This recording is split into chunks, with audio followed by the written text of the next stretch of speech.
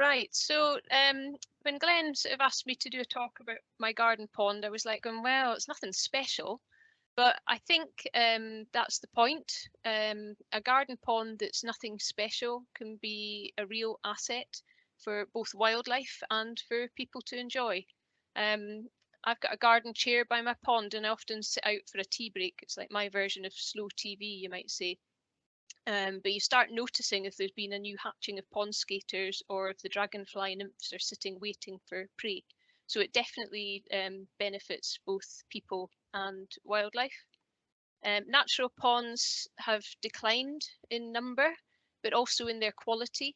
You know, a lot of ponds would have been just drained historically for farming, or they've been impacted by pollution, like eutrophication from runoff. And also increasingly due to kind of invasive species, the quality is not so good. So as we urbanise more and more of the countryside, what we need to do, what we do in our gardens becomes more and more important for wildlife. So in a garden setting, ponds are a really effective way that you can bring in extra wildlife, but also increasing the availability of that habitat and making sort of wetland stepping stones within urban areas. So in my short talk, I'm going to talk about my experience of creating a small pond and some general principles, which you may find that I haven't always followed. So here we go. Right, so this was my pond on day one, back in 2018. By the first evening, there were midges laying their eggs in the water. By the next day, I had at least one frog hiding behind a stone. Within a week, I had water beetles in the pond and a large red damselfly lingering about, waiting for a mate. And, as time went on, basically more and more creatures found their way into the pond. My neighbours, like the garden that abuts at the back, they had a pond, but new people had moved in and they had small children, so they had filled it in. So there was probably a lot of wildlife just waiting there for somewhere to go. We'd always had a kind of like little kind of ephemeral sort of pond, kind of like a few centimeters of water in a sand pit. So our pond was a bit of an upgrade. So here's the frogs, some of the frogs that have appeared. And also the large red damselfly. So the top left picture there is a slightly blurry picture of the of a male large red damselfly, and then down on the right, I'll get my pointer.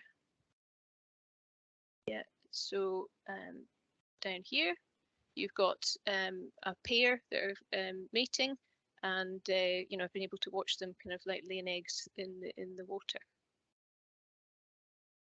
Marsh hoverflies, another slightly blurry picture, but anyway, these are all just my snaps, so I apologize for that. But this is a marsh hoverfly. It's one of 3 species that are in the genus Helophilus. So you can tell them they're quite distinctive because they've got kind of longitude lines on their thorax, and you see them a lot around the pond. The adults will feed it flowers and are pollinators, but they have aquatic larvae, so the ones with long tails, which act a bit like snorkels for breathing underwater. The ones that are unglamorously called rat-tailed maggots. So these live in rotting vegetation at the edge of ponds and in tree hollows. So putting plant matter in any water-filled container or hollow can actually provide these hoverflies with breeding locations. And obviously there's been wasps and bees also coming and landing on the surface plants and drinking as well. Pond skaters appeared pretty quickly. The adults can fly. And actually I find them very interesting to watch because they're kind of like, they've got quite aggressive and competitive behaviors towards each other. So in this one here, the picture here, you can see that there's like 2 little ones. So you've got different generations in the pond as well here. On the left, got palmate newts. They appeared very quickly and they're breeding in the pond. I've enjoyed watching the females laying their eggs on the surface vegetation. So you see them with their bums in the air and laying eggs on the leaves, but manipulating the leaves to fold them over so that the egg is kind of hidden within the folded over leaf. The picture on the right is was a bit of a surprise because this is a southern hawker dragonfly. So it was a photo taken early morning as it emerged a couple of years ago. So I initially assumed it would be a northern hawker because, like, you know, that's what you would expect to get up here for one that looked at like that. But it was too green, and it has at the base of its tail down here, instead of having paired spots for the last two segments, it's actually got kind of a band, a colour band. And I was also able to identify it using the shed skin, which you can also see here on the picture. So the exuviae. The exuviae shows that the mask on the face is longer and narrower than you get for a northern hawker. So, I mean, this is an interesting species to look out for. It's been spreading into Scotland since the 80s, and we've got a reasonable number of records from sort of Murray and Speyside.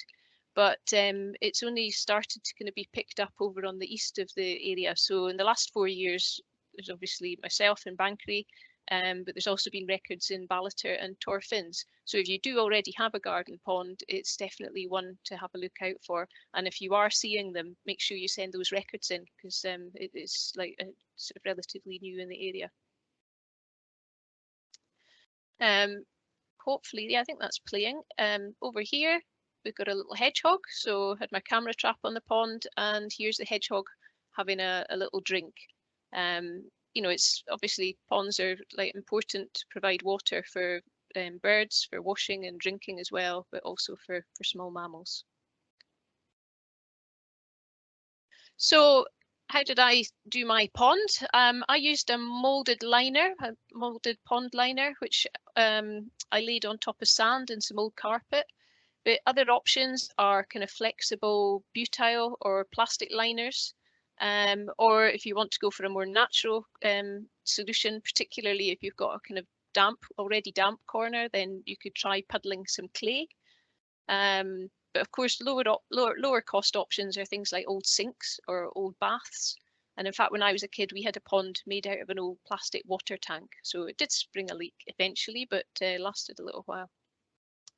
In my case, a molded liner was easy, and it allowed me to create a pond which was about 50 centimetres deep, and it had 3 sort of shallower ledges you kind of see here.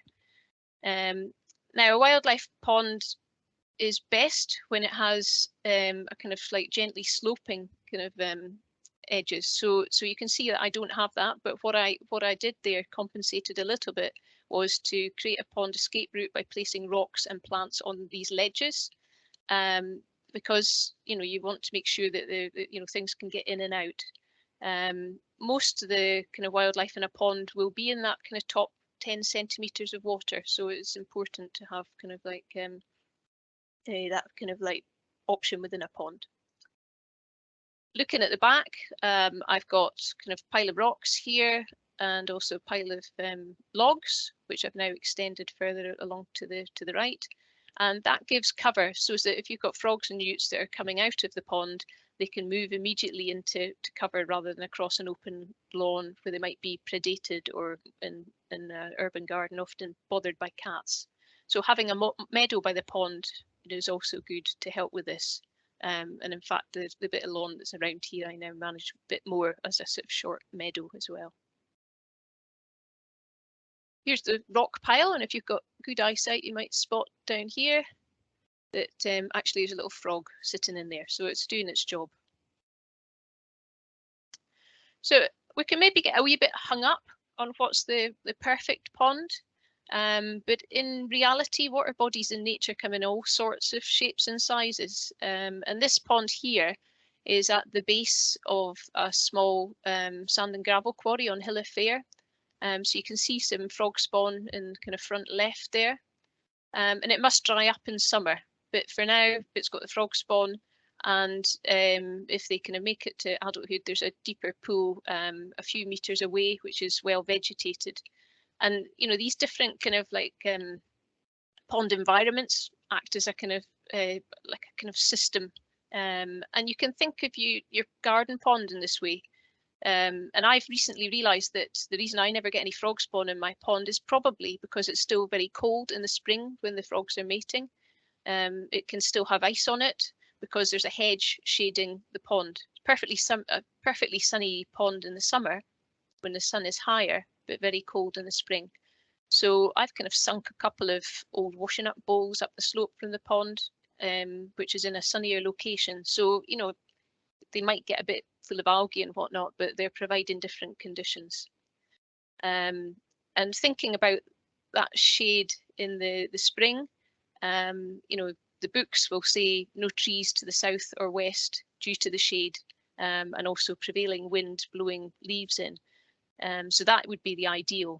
But in reality, you know, your garden is what you've got, kind of thing. So you have to work with what you've got. And you know, in my case, that was where it made sense to put a pond.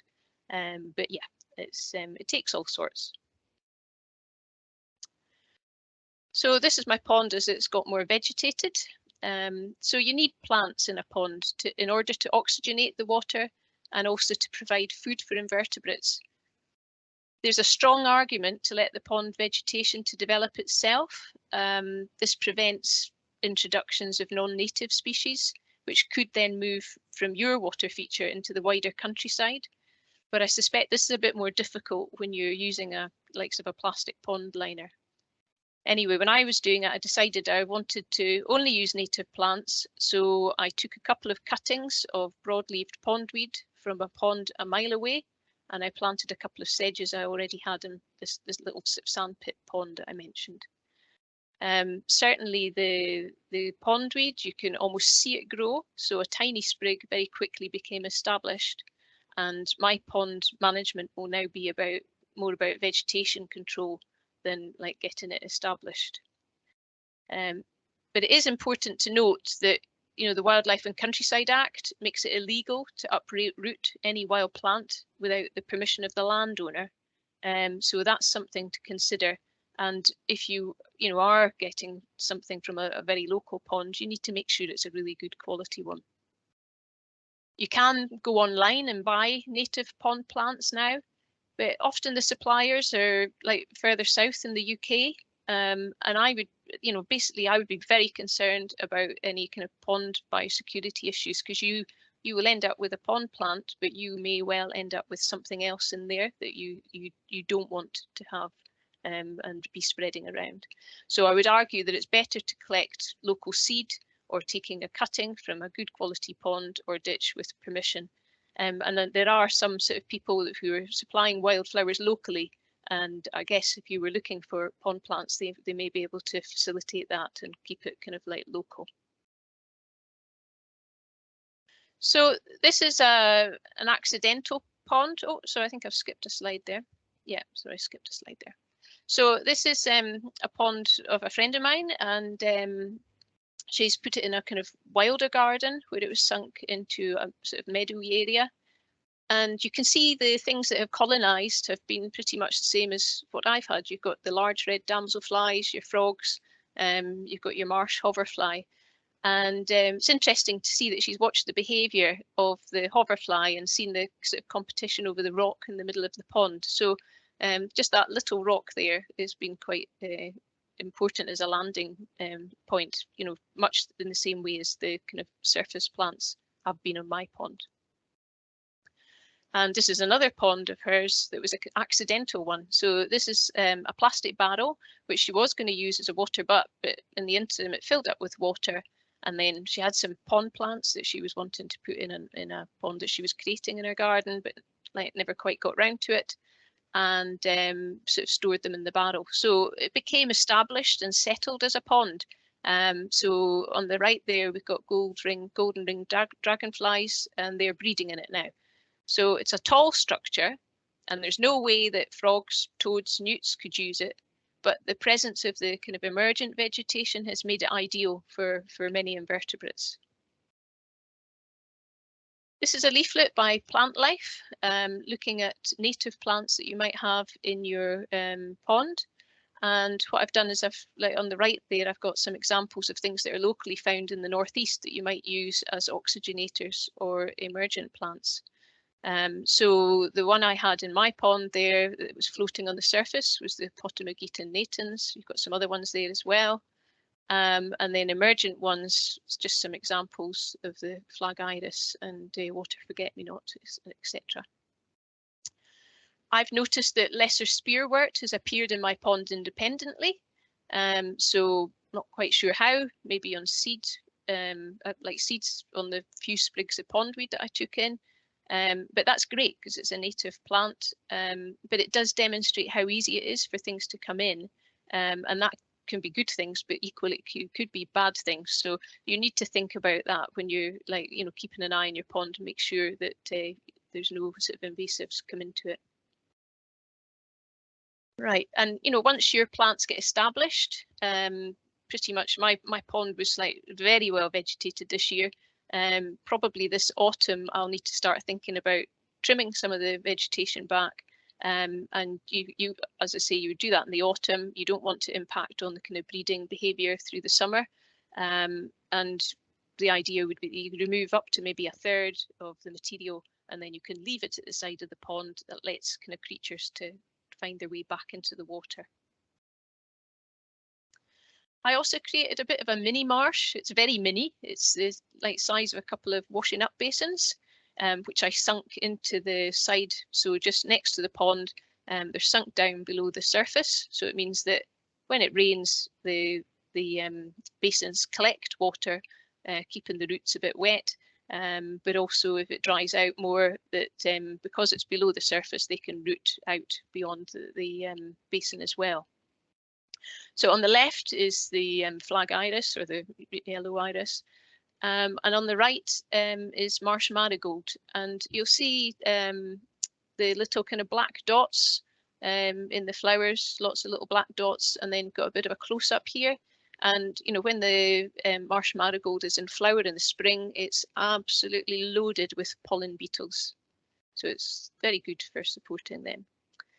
If you've got a bigger area and you're wanting to seed a pond, like a wet pond edge margin, then like you can get seed mixes that are designed exactly for that. So like Scotia seeds have got a mix that's got lots of stuff with meadowsweet and purple loosestrife, ragged robin, that sort of thing. One of the issues that you will get when you start with a pond is inevitably you'll probably get algae in the first couple of years, and I certainly did. So in this photo here, you can see all the bubbling filamentous algae with a wee frog stuck in the middle there. And the algae is due to the kind of like water temperature. So in a shallow pond, the water temperature warms up. It can also be an excess of nutrients. So when you fill your pond initially, you might be filling it with tap water, which is higher in nutrients. So there's an element of that. And also when you put a pond in initially, it's maybe not got very many plants in it. And the lack of plant cover means that the water temperature kind of like builds as well. So it does take a little bit of time to settle. In my case, I fished the algae out with a stick, left it at the side of the pond for anything to crawl out of. But I also put in a couple of handfuls of barley straw in a mesh bag. And the barley straw, when it decomposes, it kind of inhibits, it doesn't kill algae, but it inhibits further algal growth. So as I say, for the first 2 summers, it was a bit of an issue. But since then, since the pond is vegetated last year, there was absolutely no algae issues at all.